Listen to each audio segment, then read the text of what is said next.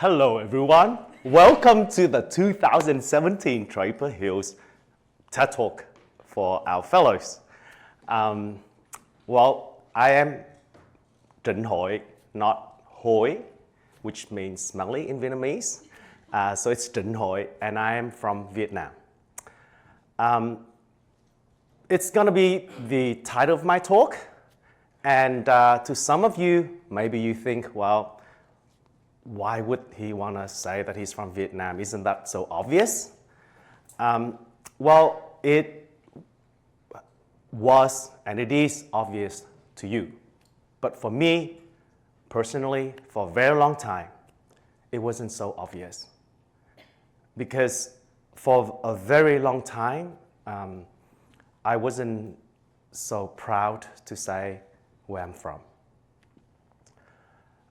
If you look at in front of you, on your table, each of you has a flag representing the country that you're from. Well, I don't. It's not because Frank forgot the flag, but it's because on the first day, I took the flag out and I, gave it to Serena, and Serena was kind enough to say that it's okay if I don't want that flag. That flag doesn't represent me, it's illegitimate, and because it is a symbol of oppression. It is a flag that doesn't represent me, nor does it represent Vietnam. And I guess it's because also it's not the flag that I was born under. You see, I was born in 1970 in the then Republic of Vietnam, or simply called South Vietnam. So just imagine it's like Germany before '89, or Korea right now with South Korea and North Korea. For 5 years, I lived in South Vietnam. And when the war ended in 1975, when in one very moment, a whole country was vanished, that's when I sort of knew or started having memories of Vietnam. I was 5 years old then. So my first memories of Vietnam were of poverty.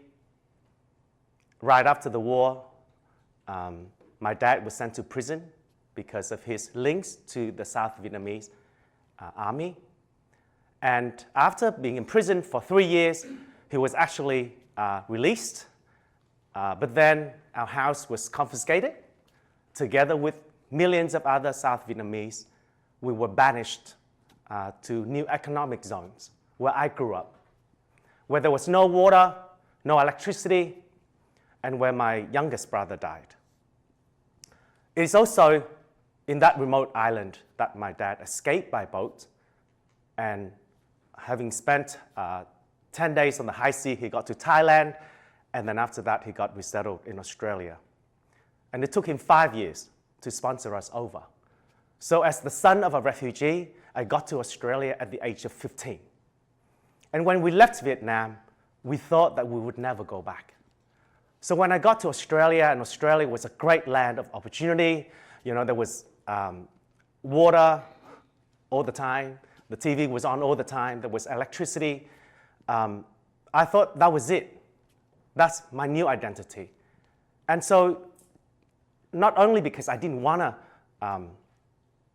think about Vietnam, but also because of my rush towards assimilation and integration, I wanted to become an Australian.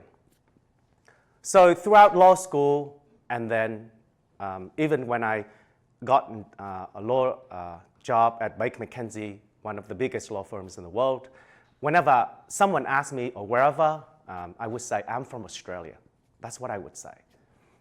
But still, there was something nagging, a question nagging me, like, am I really from Australia? If I'm really from Australia, then why do I think of Vietnam so much? And so, fast forward, 2007, having spent some time working as a pro bono lawyer in the Philippines, I decided to go back to Vietnam to really find out if I'm truly from Vietnam, and also how I could be proud to be saying that I'm from Vietnam. You see, Vietnam was changing, and as romantic as Omar, I want to go back and see if I could help change the country. But I was wrong. Within 6 months of going back to Vietnam, I was interrogated by the police for the human rights work and the refugee work I was doing in the Philippines. And before I knew it, I was not allowed to go out of the country. And I still remember that very moment when I went to the Australian embassy in Vietnam and asked for help. And they said there's nothing that they could do because under Vietnamese law, I'm Vietnamese. Anyhow, after 6 months of interrogation, they released me. And they gave me 48 hours to leave Vietnam. And of course, I had to leave Vietnam. And ever since then, it's been 9 years since I have not been allowed to go back to my homeland. I've been trying my best to do all that I can so that one day I could go back to Vietnam. I'm managing an NGO right now that provides capacity building training for activists in Vietnam. I'm trying to do advocacy for friends who are right now in prison.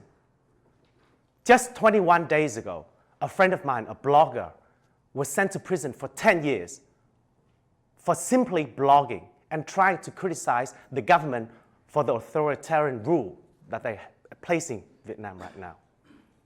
And just yesterday, a friend of mine who remains in prison since December 2015, his father passed away yesterday and he doesn't still know.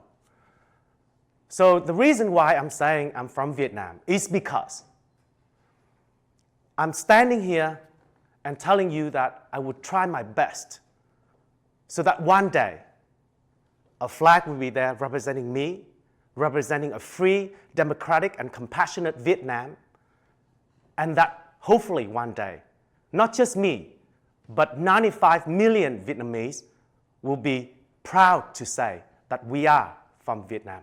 Thank you.